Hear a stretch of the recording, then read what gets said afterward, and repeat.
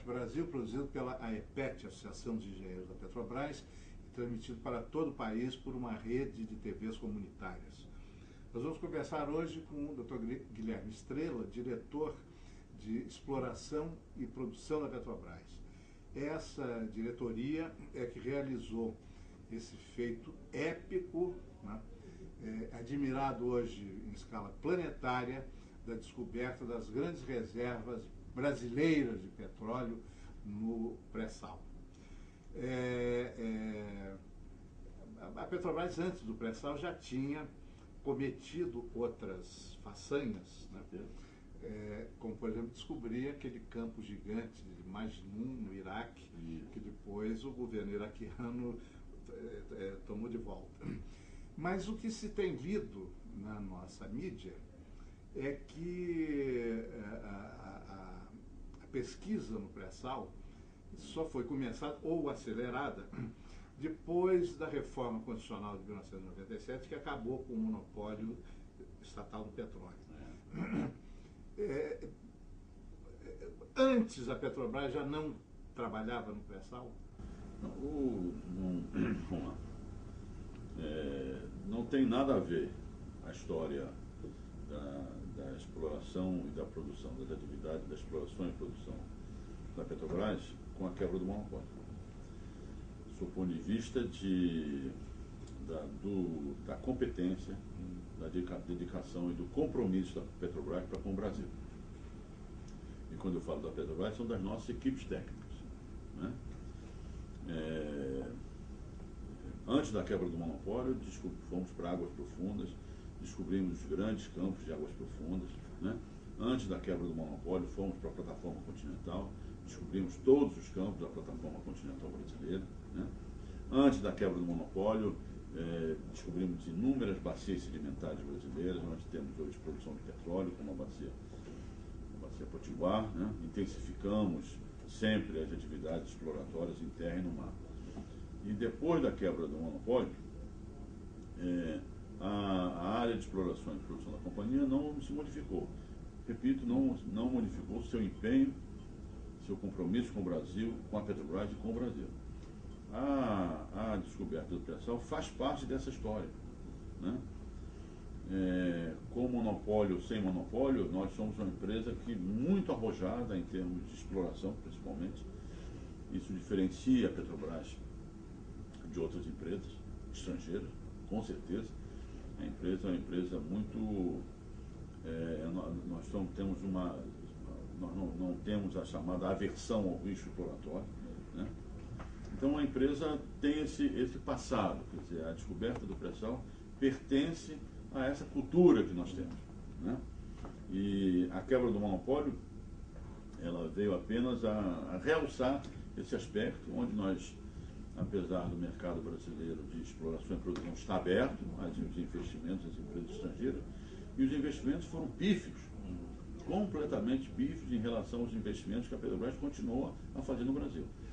Não só os investimentos muito pequenos, né, mas também no pouco arrojo que essas empresas mostraram numa atividade tão arriscada como é a atividade de exploração de petróleo. A quebra do monopólio, ela, como eu disse, ela veio realçar esse comportamento da Petrobras e também um comportamento que já se conhecia das empresas multinacionais de petróleo, né, que não correm risco, querem investir com em perspectivas exploratórias muito elevadas, né? Há uma outra data mais remota, né, que é a da crise do petróleo de 1973. O petróleo estava $3, mais ou menos em torno disso, subiu para 13 e depois para 30. Né? Me parece que foi nesse momento que a Petrobras intensificou a sua atividade oceânica, até porque com os novos preços havia viabilidade. Já nessa época, bom, aí houve logo nos anos 70 a descoberta da bacia de Campos, mas já se pensava no pré-sal? Bom, é interessante essa pergunta, porque para a existência de uma acumulação de petróleo é necessário que se tenha numa bacia sedimentar a deposição de rochas geradoras de petróleo. Naturalmente, em bacias sedimentares, existem muitas em todo o mundo, em que não ocorrem rochas geradoras de petróleo, o petróleo não existe. Depois, é necessário que se tenha condições geológicas, da evolução geológica dessa bacia sedimentar, para que essas rochas geradoras se transformem, que o petróleo, melhor dizendo, que a matéria orgânica originária do petróleo, contida nessas rochas geradoras, se transforme em petróleo, migrem e se depositem nos reservatórios, onde, afinal, elas podem ser exploradas do ponto de vista comercial. Né? Existem bacias sedimentares que não têm essas características. Muito bem.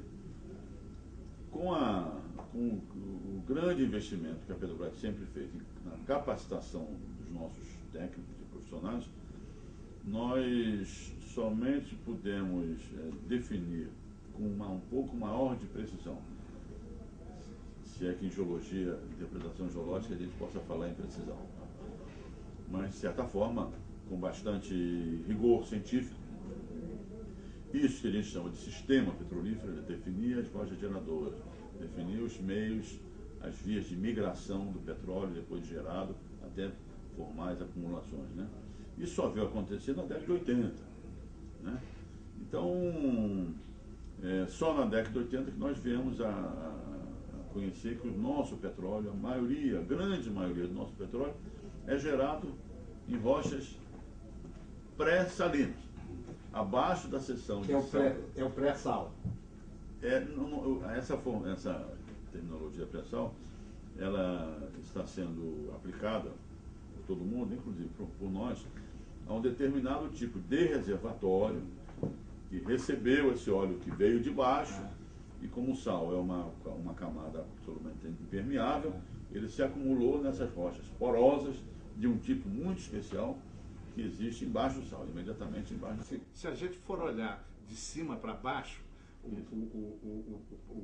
pré-sal seria um pós-sal, porque ele fica debaixo do sal. Mas na geologia parece que a contagem é de dentro para fora. O Luiz Fernando Veríssimo fez um comentário. Pois é, por isso é que eu estou lhe fazendo essa observação.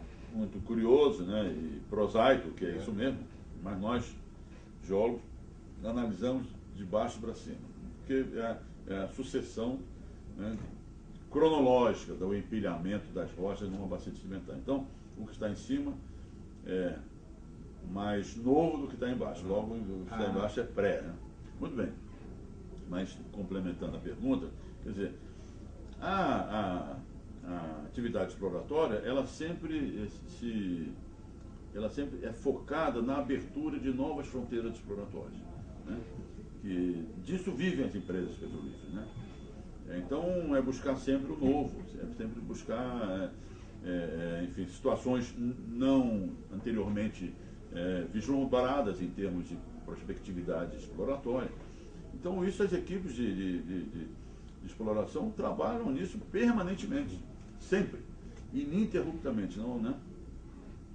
E então fizemos as primeiras descobertas, bom, descobrimos em terra, fomos para o mar, fizemos as primeiras descobertas no mar, depois fomos para a bacia de Campos, descobrimos Campos, quer dizer, sempre aquele ímpeto de abrir novas fronteiras. A abertura de novas fronteiras faz parte da essência do geólogo de petróleo, né?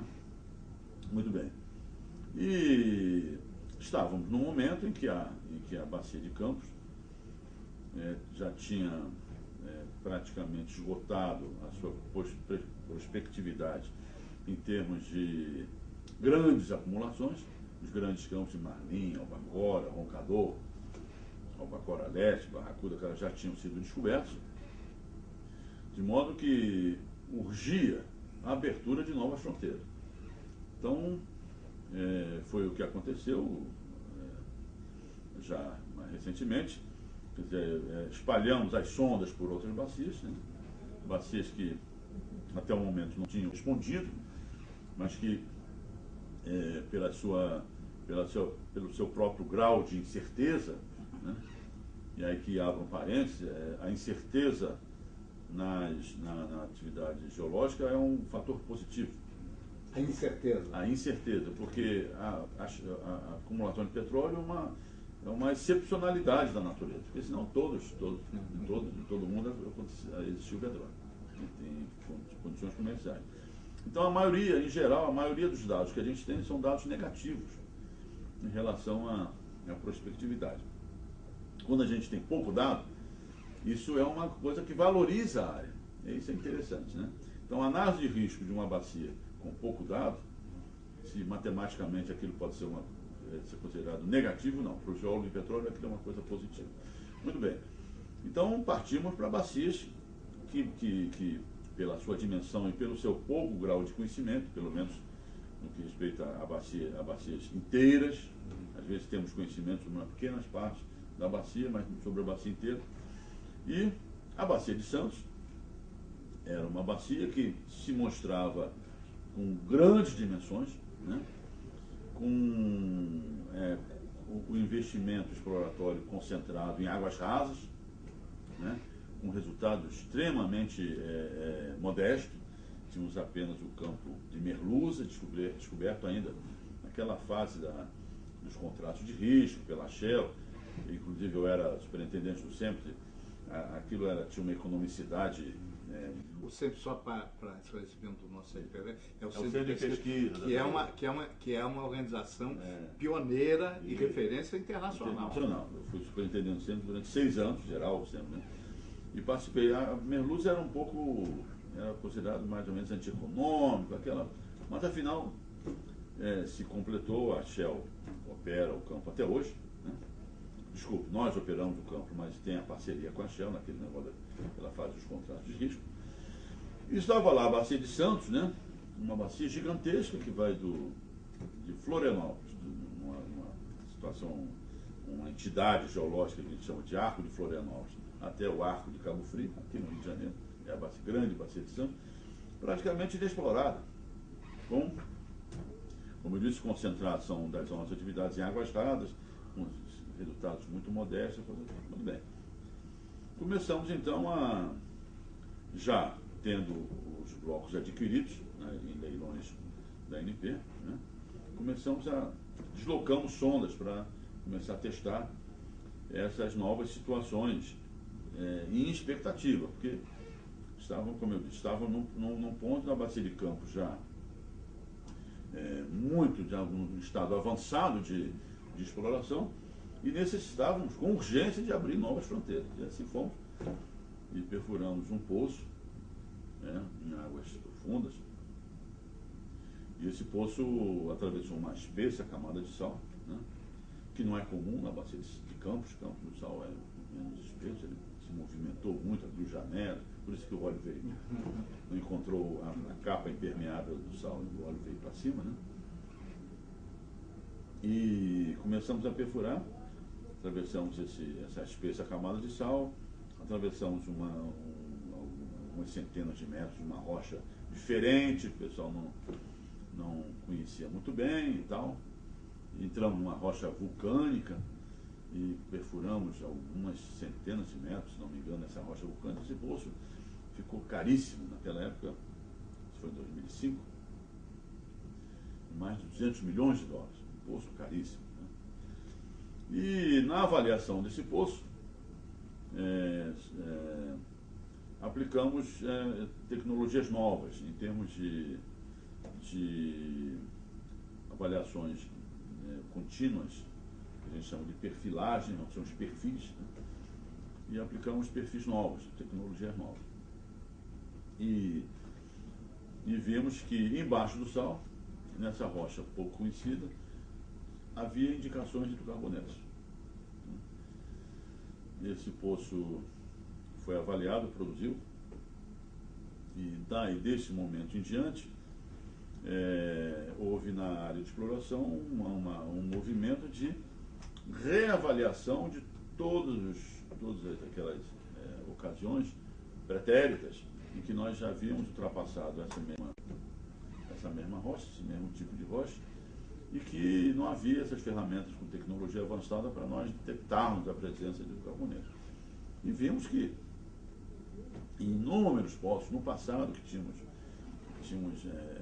atravessado essas rochas, se comparássemos as mesmas ferramentas, mas tecnologicamente menos avançadas, que corremos naqueles poços antigos, com as mesmas ferramentas que aplicamos nesse novo poço, eram iguais.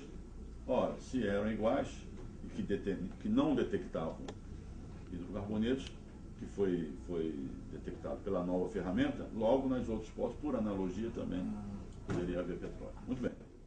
Eu vou lhe pedir licença para fazer Claro. um intervalo.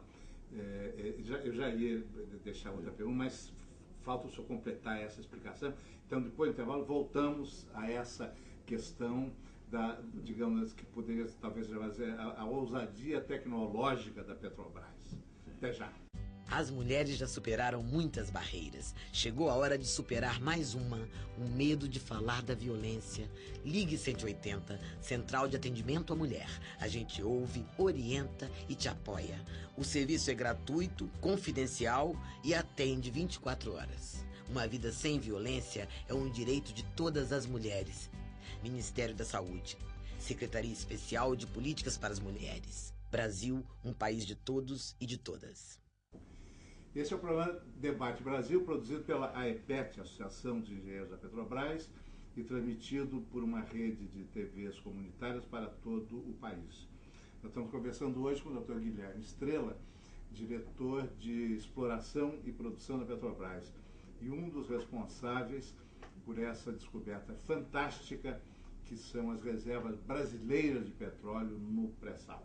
O senhor estava explicando, e é uma coisa fascinante, como na geologia a incerteza gera otimismo e não pessimismo. Não tem dúvida, para nós isso é um fator, diferentemente dos matemáticos, né, das ciências exatas, né, que a incerteza é um aspecto negativo. Né?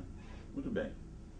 Então, terminado aquele poço, que foi um poço numa área chamada Paraty, aliás também vale um parênteses, que todos esses nomes que estão, são nomes de fantasia, utilizados pelos geólogos e geofísicos ao delinearem suas prováveis oportunidades exploratórias. Eles dão nome, então a gente vê Paraty, Tupi, Iracema, Guará, né? Muito bem. Tiramos a sonda dessa área chamada Paraty e escolhemos a melhor naquele momento, né? Que a exploração são tantas incertezas que o melhor e o pior depende do momento, que a gente analisa com novas técnicas, novo conhecimento, né? E trouxemos a sonda para uma situação que a gente considerava das melhores que nós tínhamos nos nossos blocos exploratórios, em que éramos os operadores, que somos operadores. E viemos para uma locação chamada primeiro de Júpiter e depois de Tupi. Né? E em Júpiter descobrimos gás, e na locação de Tupi descobrimos então uma acumulação que desde o início nos deu a impressão de estarmos lidando com volumes recuperados efetivamente muito significativos em relação às reservas brasileiras, isso vem se confirmando até hoje, né? Que é a acumulação de Tupi. E aí, o que aconteceu? Né? Ficamos diante, como eu disse, de um outro cenário no setor petrolífero brasileiro. Quer dizer, descortinava-se na nossa frente uma grande área de ocorrência dessas rochas, desse tipo de rocha, ainda até hoje, naquela época, mais do que hoje, certamente, mas ainda hoje pouco conhecida, em termos de conhecimentos básicos, científicos, sobre a sua formação e as suas características petrofísicas, vamos dizer. Então, estávamos diante de um fato novo, né? E com possibilidades absolutamente extraordinárias de serem descobertas reservas e volumes recuperados de petróleo e gás natural que modificavam o setor petrolífero brasileiro. Né? O governo federal, que é o nosso acionista majoritário e controlador, certamente tivemos que levar isso ao acionista. Né? E o acionista controlador, né, isso aí teve uma participação direta e decisiva, e, na minha visão, patriótica, né, da ministra Dilma, que era ministra de Minas e Energia, e do próprio senhor presidente da República, presidente Lula, em compreender que realmente estávamos diante de uma nova perspectiva em termos petrolíferos, de petróleo e gás natural para o Brasil. E o governo decidiu tomar, então, as iniciativas de tirar essa área toda para tirar dos leilões. Dos leilões da ANP, porque estávamos na véspera dos leilões. Foi uma decisão tomada pelo CNPE, o Conselho Nacional de Política Energética, que dita a política de licitações da ANP, de tirar essas áreas, né, nas vésperas. Certamente houve num momento um desgaste até político dentro dessa concepção de que os contratos não sejam sempre cumpridos, aquela coisa toda, que a legislação não pode ser mudada. Então houve mas de qualquer maneira, corajosamente, a ministra corajosa e patrioticamente a ministra de retirar. Corajosa e patrioticamente a ministra pelo que se sabe, o senhor, quando assumiu no início do governo Lula essa diretoria de exploração e produção, apostou ousadamente, talvez temerariamente para alguns,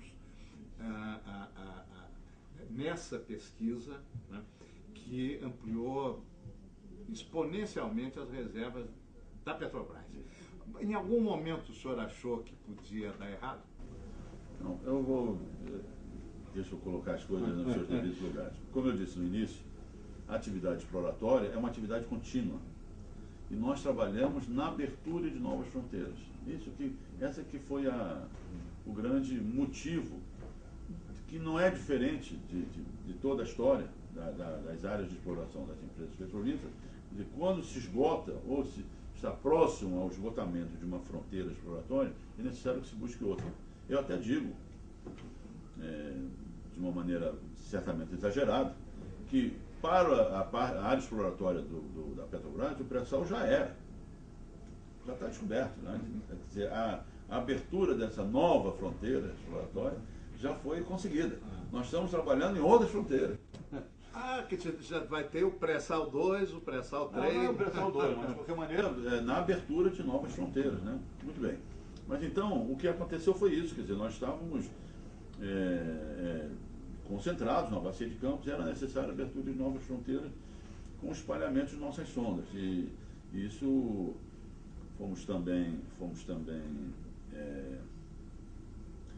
forçados, de certa forma, a fazer isso naquele primeiro semestre de 2013, que vários blocos deveriam ser devolvidos à ANP. Não os blocos do pré-sal, não, mas vários outros blocos. Mexilhão, por exemplo, tinha que ser devolvido o campo de Mexilhão. Isso tudo ia ser devolvido em agosto, né? A gente assumiu em fevereiro, em agosto. Tínhamos 6 meses aí para decidir uma parada que, senão a gente perdia essas oportunidades exploratórias. No Espírito Santo, na Bacia de Santos, principalmente. E a decisão foi aí, quer dizer, nós temos discutido isso muito, quer dizer, não existe o pai ou aquela mente absolutamente superior que tenha dado esse passo. Não, isso faz parte do processo exploratório e isso eu tenho que realçar, da competência das nossas equipes. Né? A Petrobras tem a nossa história de investimento nas pessoas, de treinamento, capacitação. Então isso tudo... Né? Uma outra questão. A Petrobras pode assumir compromisso, e tem assumido sempre, compromissos que uma empresa privada talvez não possa assumir, até por causa de uma certa sofreguidão dos acionistas, do mercado e da mídia. Isso. Se a Petrobras não existisse, se a indústria petroleira brasileira fosse toda de empresas privadas, como é nos Estados Unidos, o pré-sal teria sido descoberto? Não vou me deter só no pré-sal. Isso é uma pergunta de cunho muito mais amplo, que na verdade traduz a minha opinião sobre a diferença da postura e da atividade de uma empresa estrangeira, uma multinacional, como a gente dizia antigamente, no Brasil, e a Petrobras. Vamos começar lá no início, né? A Petrobras foi fundada, aliás, diferentemente das outras empresas estatais brasileiras, na maioria delas, que foi produto da nacionalização, da estatização de empresas estrangeiras que já tinham atividades no Brasil. Né? No caso da Eletrobras, por exemplo. A Eletrobras, da Telebrás, aquela, né? E essas empresas estatais carregavam consigo a cultura das suas origens alienígenas, vamos dizer assim, externas, né? E isso é uma coisa importante, né? A Petrobras não. A Petrobras, quando a nação brasileira resolveu criar sua companhia de petróleo estatal, através de todos os movimentos que todos nós conhecemos, né? Não havia nenhum interesse de empresas estrangeiras no Brasil, petrolíferas, né? Já por aí nós vemos que o interesse de empresas, de investimentos estrangeiros no setor petróleo brasileiro era praticamente nulo, né? Não sei se eles consideravam o Brasil como uma reserva estratégica, mas de qualquer maneira, a Petrobras, naturalmente houve uma grande disputa interna, porque, claro, sempre existiram aqueles que consideram que o Estado tem que ser um Estado mínimo, que tem que deixar o mercado resolver tudo, essa coisa toda. Eles sempre se manifestam, inclusive pela grande imprensa, claro, né? No seu poder financeiro e tudo mais. Foi muita gente contra a criação da Petrobras. Mas a Petrobras nasceu aí justamente num vácuo, num vazio do interesse estrangeiro no setor petrolífero brasileiro, e é uma companhia, como eu disse, diferentemente das outras estatais, genuinamente brasileira. Então, pode parecer uma coisa assim, absolutamente inconsistente do ponto de vista material, mas esse momento de formação em que considerava a companhia, a Petrobras, como uma empresa com a missão de quebrar um tabu, de vencer um desafio, isso até hoje, isso formou a cultura da companhia. É uma coisa que eu que trabalho na Petrobras já vão há algumas décadas, né? Isso é uma coisa que está dentro do empregado da Petrobras, certamente. Quer dizer, então, nós fomos formados, a empresa foi formada, foi constituída para a produção de petróleo no Brasil em quantidade suficiente para nós termos um país autossuficiente em petróleo, né? Então, o que você chamou de ousadia, essa que eu chamo de agressividade no que respeita a investimentos em exploração e tudo mais, faz parte da nossa própria essência. Mas a lei 2004, que criou a Petrobras em 1953, já determinava que ela não era uma empresa destinada a produzir dividendos para o acionista controlador, que era a União Federal. Ela se destinava a garantir o atendimento das necessidades do desenvolvimento brasileiro em matéria de petróleo. Quando, tanto da crise do petróleo, que nós não tínhamos, não éramos autossuficientes, nós fomos obrigados, mas fomos induzidos a procurar petróleo nos países que nos forneciam petróleo, que estabeleceram em suas leis nacionais a categoria de clientes preferenciais de fornecimento àqueles que investissem em exploração e produção nos seus próprios territórios dos países, né? E foi aí que surgiu a descoberta de Maginot. Mas continuando na mesma linha de raciocínio, quer dizer, então, essa disposição de vencer desafios e correr riscos exploratórios veio do nascimento da companhia. Isso está dentro, eu diria, do DNA da empresa em termos de não ser avessa ao risco de exploratório no Brasil. Muito bem. O tempo passou, né? E houve a iniciativa dos contratos de risco, né? Em que também várias áreas foram colocadas, as empresas estrangeiras não se interessaram, né? Teve uma passagem importantíssima, que águas profundas, eles queriam que a lei dos contratos de risco estabelecesse que eles ganhariam os blocos, mas tinha que ter uma cláusula de aguardo de tecnologia, né?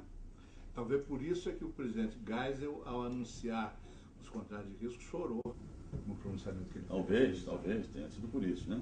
De qualquer maneira, a gente viu logo que a presença das empresas estrangeiras no Brasil era uma presença absolutamente imediatista e avessa aos investimentos. Tanto que quando passaram os contratos de risco e a empresa recuperou o monopólio total da exploração e produção, nós descobrimos águas profundas quando não havia tecnologia e investimos em desenvolvimento tecnológico. A Petrobras criou tecnologia para chegar lá. Isso mesmo. Quer dizer, aquela postura conservadora, né, das empresas estrangeiras que queriam deter os blocos, mas com a cláusula de aguarde de tecnologia para o futuro, não sei quando. A Petrobras descobriu o petróleo e investiu pesadamente em tecnologia. E aí, nós vemos uma grande diferença da Petrobras no Brasil com as empresas estrangeiras. Porque a atividade petrolífera, de exploração e produção, é uma atividade de longo prazo, né? Repetindo, há grandes incertezas e as incertezas são vencidas pelo investimento. E o investimento em atividade exploratória.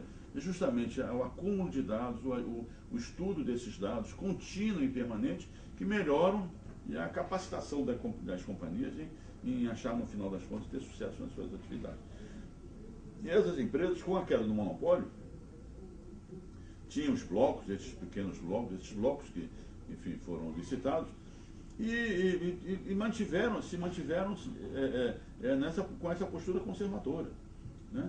E a Petrobras não, a Petrobras continuou, como eu disse, continuou investindo. Então, essa visão de curto prazo e do lucro a curtíssimo prazo, uma visão absoluta. Isso pode ser aplicado, sei lá, em bancos, mas não na indústria petrolífera. A indústria petrolífera é de longo prazo, de médio e longo prazo. Voltando a um exemplo muito expressivo que o senhor citou, quer dizer, esse campo de Merluza estava sendo operado pela Shell em associação com a Petrobras. Se fosse só pela Shell, teria dado certo? Eu acho que teria, sabe? Eu acho que teria. Quer dizer, uma coisa, vamos separar, interessante. Uma coisa é o desenvolvimento da produção. Da produção, depois de descoberta. Outra coisa é o investimento numa atividade altamente arriscada como é o investimento exploratório, na exploração. Porque depois de descobrir, nesses anos que eu estou como diretor de exploração e produção, várias empresas se aproximam da companhia, da Petrobras e tudo mais, mas eles querem participar dos campos que nós já descobrimos. Né? Dizem até, não, o Estrela quer dizer, não está muito aberto, essa coisa. Mas não, o esforço da descoberta, até eu posso contar um fato interessante, que chegou uma empresa e oferecendo enfim, oportunidades internacionais nas outras áreas da toda a indústria petrolífera, considerada interessante para a Petrobras, na sua expansão internacional. Tudo bem. Mas eles colocavam como condicionantes a participação em nossos campos já descobertos. Mas, enfim, o interesse corporativo, a gente é levado a ver a coisa com uma visão maior, uma visão mais ampla, né? Então eu recebi o homem, o diretor de exploração e produção dessa companhia, disse, olha, chamei o pessoal da área de exploração, está aqui o senhor, ele vai dar uma olhada, veja o que é que se pode fazer, se há alguma oportunidade aí. Isso foi muito engraçado. E 15 dias depois entrou o homem na minha sala. Eu digo, então, como é que foi? Ele disse, eu estou muito decepcionado. Não consegui absolutamente sucesso nenhum. Mas o senhor viu os campos? E ele disse, olha, o problema, Mr. Estrela, é que os seus jogos, os seus ofícios da sua área de exploração consideram os seus campos como se fossem seus próprios filhos. Your babies, né? Eu digo, mas é isso mesmo. Eu concordo plenamente. Dá tanto trabalho para a gente, né? Para a gente estudar, para a gente investir. E o pessoal, aquilo são, é o produto do trabalho, da criação deles, da criatividade deles. Né? E o homem se decepcionou. Disse, não tem, porque o pessoal só querem dar áreas muito ruins para nós. Mas, meu amigo, todas as empresas petrolíferas brigam para descobrir seus campos. Né? A briga encarniçada que a gente vê hoje no mundo, já que em 2030 vamos consumir mais de 100 milhões de barris por dia no mundo inteiro, e desses 100 milhões, 70 não estão descobertos, né? Só temos garantido 30 para o consumo de 100. Para o consumo de 100, com os campos já descobertos hoje, os 70 serão supridos por campos não descobertos. É uma luta encarniçada por reservas, é isso mesmo. Né? Porque o campo de petróleo é uma excepcionalidade da natureza, como eu disse. Né? Então, quando a gente descobre, não tem jeito. Um filho. Né? É como se fosse um filho. O homem saiu decepcionado, porque, eventualmente, a cultura das empresas estrangeiras, o petróleo é uma coisa que você até compra campos e tudo mais, mas não é o caso da Petrobras. Não é. Quer dizer, essa história, e aí remonta lá em 1950, é nosso apego ao território brasileiro, são coisas intocáveis. Né? Bom, eu vou lhe pedir licença para um novo intervalo. Eu já pediria licença também para deixar uma pergunta que o senhor tem todo o direito de não querer responder. Terá sido por tudo isso que aquele famoso deputado Severino Cavalcante, né, que acabou afastado da presidência da Câmara dos Deputados, porque histórias lá com o dono da lanchonete na Câmara, será por tudo isso que ele queria tanto indicar um substituto seu naquela diretoria que fura poço e acha petróleo?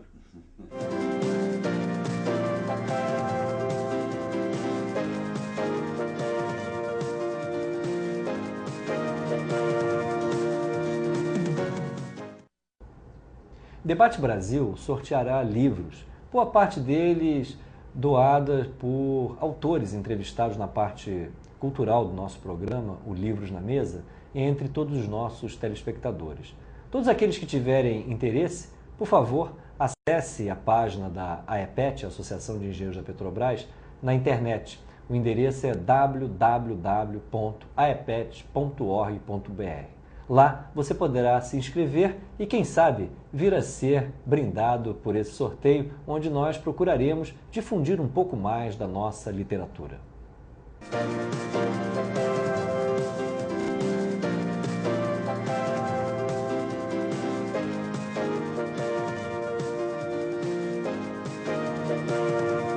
Este é o programa Debate Brasil, produzido pela AEPET, Associação de Engenheiros da Petrobras, e transmitido para todo o país por uma rede de TVs comunitárias. Nós estamos conversando hoje com o Dr. Guilherme Estrela, diretor de Exploração e Produção da Petrobras, que foi um dos grandes condutores dessa façanha em escala planetária, que foi a descoberta das reservas brasileiras de petróleo no pré-sal.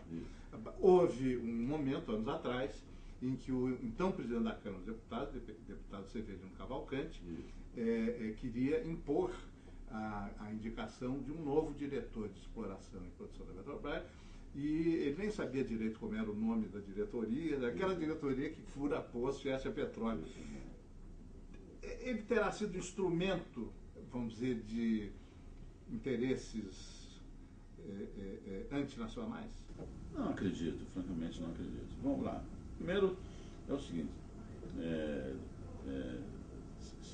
estar diretor da Petrobras, nós somos, enfim, nós exercemos um cargo de confiança. Quer dizer, não há nenhuma garantia da nossa permanência por um dia, 2 dias, uma semana. Isso aí, nós estamos aqui cumprindo um período em que exercemos um cargo de confiança do acionista controlador, que tem todo o direito de substituir a qualquer momento os diretores da Petrobras. Então, quer dizer, uma coisa que o diretor da Petrobras não pode ter é apego ao cargo. Né? Muito bem. Mas eu acredito na ocasião do deputado Severino Cavalcante, porque a atividade de exploração e produção, ela tem um impacto o petróleo tem um impacto muito grande no imaginário das pessoas, né? que não são familiarizadas com a nossa atividade, né? Então, as pessoas, o petróleo está relacionado à riqueza, e é verdade, ao poder, né? Enfim, ao mando, né? Temos os filmes todos, e isso não é faltar com a verdade, porque existem hoje países soberanos, ocupados por tropas estrangeiras, né? Para garantir o suprimento de outros países que são militarmente poderosos e rasgaram todas as normas de convivência internacional, né? Jogaram isso absolutamente no lixo e desembarcaram tropas estrangeiras, né? Em países que não são países produtores de suco de laranja, são países produtores de petróleo, é o Iraque, com gás natural, né? Muito bem.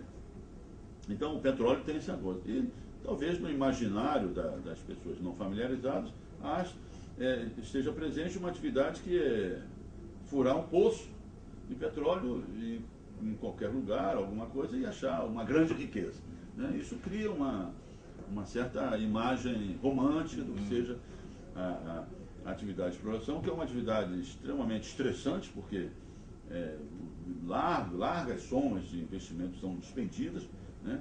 Como eu disse, com índices de risco extremamente elevados, mas, quer dizer, isso não é conhecido pelo cidadão comum, e que talvez o deputado Severino Cavalcante tenha espelhado essa Quer dizer, pode ter sido mais uma coisa ingênua do que maliciosa, né? Eu acho que talvez sim. esperasse com essa diretoria que fura poço ser catapultado da presidência da Câmara para a presidência da República. Todo político que disputou uma eleição tem o direito de ter, não tem dúvida, ter esse sonho. Mas de qualquer maneira, eu acho que não foi uma questão mesmo de uma diretoria que eu, por diversas ocasiões nesses últimos, eu estou há 7 anos aqui, né? Por diversas ocasiões nesses 7 anos eu já fui substituído, deixei de ser substituído, estive no limbo aí para ser substituído, de modo que não. Mas isso em nada me afetou, porque eu sei que nós aqui exercemos um cargo. Quer dizer, essa pergunta, assim como algumas anteriores, se destinavam a mostrar com que tipo de dificuldade a Petrobras tem que lidar, e é da natureza da vida. Mas o senhor anunciou há pouco que, bom, do ponto de vista da exploração, pré-sal já são águas passadas. Né? Quais serão as águas futuras? Muito bem. Então, nas reuniões que eu tenho com as minhas equipes, mas que são, na verdade, elas que conduzem esse processo, né? Eu faço a pergunta: se não tivéssemos descoberto o pré-sal, em que situação estaríamos agora? É um exercício, é uma reflexão interessante, porque o pré-sal, não só para a Petrobras, mas para o Brasil, criou uma expectativa extraordinária em termos de desenvolvimento da engenharia nacional, principalmente, porque, né, passamos aqueles anos de negros, tenebrosos, em que os engenheiros saíam a reportagem nos melhores jornais do país, elogiando engenheiros que fundavam uma fábrica de sanduíches naturais para vender em Copacabana, que é uma atividade absolutamente legítima e nobre para o ser humano, que é o trabalho. Sim, mas ele seria mais útil para o Brasil como um engenheiro. De qualquer maneira, a sociedade investiu nas suas universidades públicas para que ele se transformasse no engenheiro e exercesse outro tipo de atividade. Mas era elogiado. Então aquela foi uma noite tenebrosa que nós passamos, que fomos para trás 20, 30 anos. Do ponto de vista tecnológico, então foi um crime que se fez no Brasil, né? A nova lei de patentes, né, que vigora hoje, é criminosa, né? Porque eu trabalhei no Sempre, sei isso, muito perto.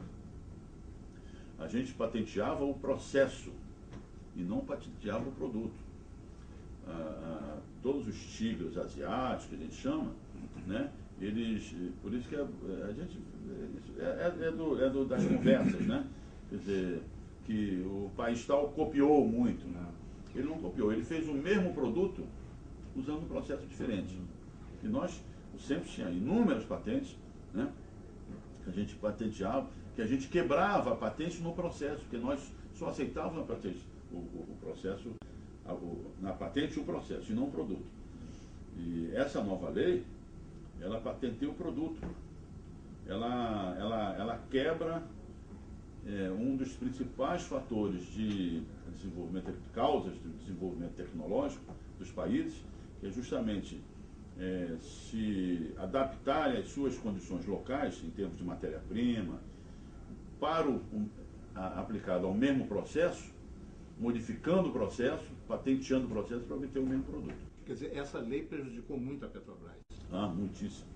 Não só a Petrobras, como em outras empresas. A Petrobras sempre foi a que investiu mais em desenvolvimento tecnológico no Brasil, mas muitíssimo, porque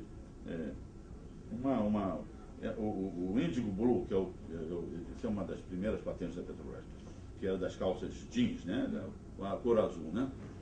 Isso, a gente fabricava a calça, mas tinha que importar o corante, né? E isso encarecia o produto brasileiro. Então, o SEMPS desenvolveu o Indigo Blue, quer dizer, é o mesmo produto por outro processo. Então, fabricamos no Brasil, né? Isso é uma coisa que é básica nos países desenvolvidos, o desenvolvimento na base de patenteamento do processo e não produto, porque o produto fica na mão do detentor da patente até a patente caducar. Muito bem.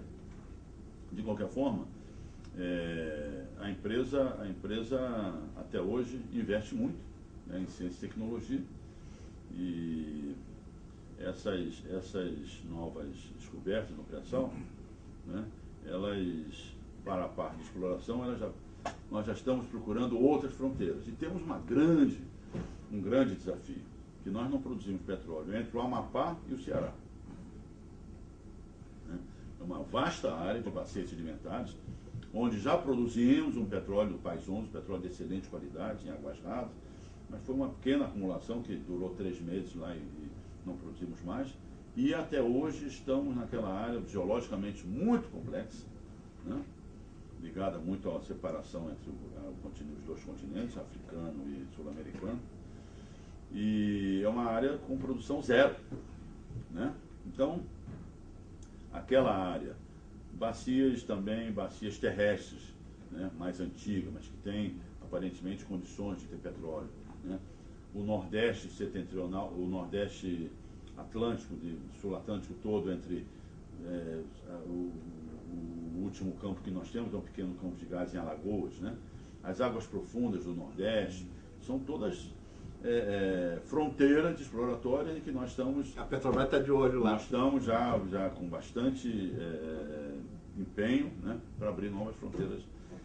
Uma questão que talvez não diga respeito ao interesse brasileiro, mas talvez diga, a Argentina, o governo da Argentina, está discutindo com o governo da Inglaterra a questão da possível existência de petróleo nas Ilhas Malvinas, que os ingleses chamam de Falklands, desde que as furtaram da soberania argentina no século XIX. Né? Enfim, é uma possessão colonial estrangeira no continente, que desde a teoria do presidente Monroe dos Estados Unidos deveria ser a América para os americanos. Durante uma certa época, a América para os americanos do norte, agora para todos. Né? A possível existência de petróleo nas Malvinas pode significar que haverá petróleo em áreas onde antes não se suspeitava disso? Pois é. A sua pergunta encaixa como uma luva no que eu acabei de dizer. São fronteiras exploratórias. Isso para as empresas petrolíferas é uma riqueza, tem um valor extraordinário. São fronteiras exploratórias. É possível que essas fronteiras efetivamente não contenham petróleo, mas pelo simples fato de desconhecimento, que não tá, parece que uma firma inglesa está deslocando uma sonda para lá, né? E daí o protesto argentino. Daí o protesto argentino, é verdade, né? Mas é uma área desconhecida. Então tem esse atrativo, essa atratividade que para a exploratória tem um valor enorme, né? Então é uma coisa interessante, né? Agora, é uma possessão inglesa, enfim, extraída do território argentino. Aliás, não é a única nas Américas, né? Não citar outras, mas nós brasileiros estamos também envolvidos nesse contexto, né? Mas, de qualquer forma, é um território argentino, né? E que esse deslocamento dessa sonda só vem a acirrar e a complicar ainda mais as relações já bastante delicadas no que se respeita às Malvinas, né? Sim, o governo americano, o governo do presidente Barack Obama, tem aconselhado os ingleses a mudarem de postura, né? Porque a vitória que eles tiveram na Guerra das Malvinas em 1982 foi que permitiu o longo reinado da primeira-ministra Margaret Thatcher. O pessoal do Obama agora está dizendo, olha, a coisa mudou. A coisa mudou. Não é que a Argentina vai fazer uma nova guerra como aquela de 82, mas o patamar da discussão é diferente. O Brasil corre algum risco semelhante? Não, eu acho que não. O que acontece é o seguinte, vamos ser bastante francos, quer dizer, o rompimento e a quebra das mais elementares regras de soberania, de autodeterminação dos povos, é um ato corriqueiro quando grandes interesses estão em jogo. Isso aí, né? A história da humanidade está cheia disso, né? Então, quando se menos esperava, né, nós tivemos um país soberano, né, invadido e dominado por tropas estrangeiras. Hoje mesmo estão né, em outros países, essas coisas são absolutamente inaceitáveis, né? Então, quer dizer, esse rompimento, essa agressão à autodeterminação dos povos, à soberania, isso é uma coisa que ocorre logo que um interesse maior das potências hegemônicas seja arranhado. Não é mesmo? É um fato histórico, eu não estou dizendo, eu não estou comentando sonhos, nem né, quimeras, eu estou relatando fatos históricos. Então, mas também existem países e países, quer dizer, eu acho que a importância global que o Brasil adquiriu nesses últimos anos coloca o Brasil já numa posição que enfim, seria difícil algum tipo de ameaça de qualquer tipo enfim, a nossa territorialidade, aos nossos interesses dentro do país, né? Então não considero isso, francamente não considero. Como nós estamos no fim já do nosso tempo, eu queria apresentar uma última pergunta, que seria a seguinte: que futuro o senhor prevê para a Petrobras e que futuro o senhor desejaria que fosse possível prever para a Petrobras? Muito bem, então a pergunta, para fechar o programa, é excelente. Isso toca diretamente ao novo marco regulatório sobre o pré-sal brasileiro. O pré-sal brasileiro foi descoberto pela Petrobras, né, dentro desse que eu já falei, dessa disposição da Petrobras de investir no Brasil, uma atividade arriscada como é a atividade exploratória, né? E a partir dessas grandes descobertas feitas pela Petrobras, o governo tomou as providências todas, está aí com um novo marco regulatório, em que dá à Petrobras a exclusividade da operação. E por que isso está diretamente ligado com o futuro da Petrobras? Por quê? Na operação que as empresas petrolíferas, a lei do petróleo, não é lei do petróleo mais ou menos. A lei do petróleo é lei da exploração e produção de petróleo. Isso aqui, né? A nova lei, né? Foi quebrado o monopólio estatal do petróleo. Foi quebrado o monopólio estatal de exploração e produção. Porque as outras atividades são atividades, mas que também nunca foram muito pesadas em termos de interesse internacional no Brasil. Então, a operação dá às companhias operadoras a competência, dá às companhias operadoras o conhecimento, dá às companhias operadoras a experiência de se materializarem na sua atividade, né? Sermos associados financeiros não nos melhora, não nos capacita, entendeu? Não nos reforça a nossa competência. O que reforça a competência? Por que atividade é de risco? Uma atividade que não tem risco, a experiência não vale muito. Agora, uma atividade de risco é o fazer e aprender. O fazer e aprender. O fazer e aprender. Numa área com uma rocha desconhecida, com desafios, inclusive operacionais muito grandes, tá entendendo? O fato da Petrobras ser operadora única do nosso pré-sal, do pré-sal brasileiro, descoberto pela Petrobras, é fundamental para o nosso futuro, como empresa petrolífera. Né? Porque somos uma companhia ligada ao Brasil, né? Eu diria mais, por causa dessa nossa ligação com o Brasil, é também fundamental para o Brasil. Né? Porque uma empresa estrangeira, eu não sou contra as empresas estrangeiras, pelo amor de Deus, mas uma empresa estrangeira, quando precisar de um desenvolvimento tecnológico, não vai ao nosso centro para fazê-lo, né? Tem seus centros de desenvolvimento tecnológico nos seus países de origem, é verdade. Né? Quando tiver que aplicar os seus recursos, não vai aplicar no conteúdo nacional, por exemplo, que a gente tem, né? Acompanhado da engenharia nacional, que também o conteúdo nacional não pode transformar o Brasil numa grande fábrica, tem que ser uma grande fábrica com inteligência, né? Para transformar os produtos, para atender às nossas necessidades específicas brasileiras. Né? Então, tudo isso, e a Petrobras está ligada, está intimamente ligada a esse esforço de desenvolvimento nacional, e não é um desenvolvimento só material, mas um desenvolvimento de conhecimento, de competência. Então, o futuro da Petrobras, e diria, essa operação é uma oportunidade única para o Brasil se desenvolver. Né? Então, a Petrobras ser operadora do pré-sal, para nós, é uma questão crítica para a nossa permanência a longo prazo, como eu disse, exploração e produção, é daqui a 10, 20, 30 anos, né? Para nós permanecermos como uma grande empresa de petróleo. Obrigado. Esse foi o programa Debate Brasil.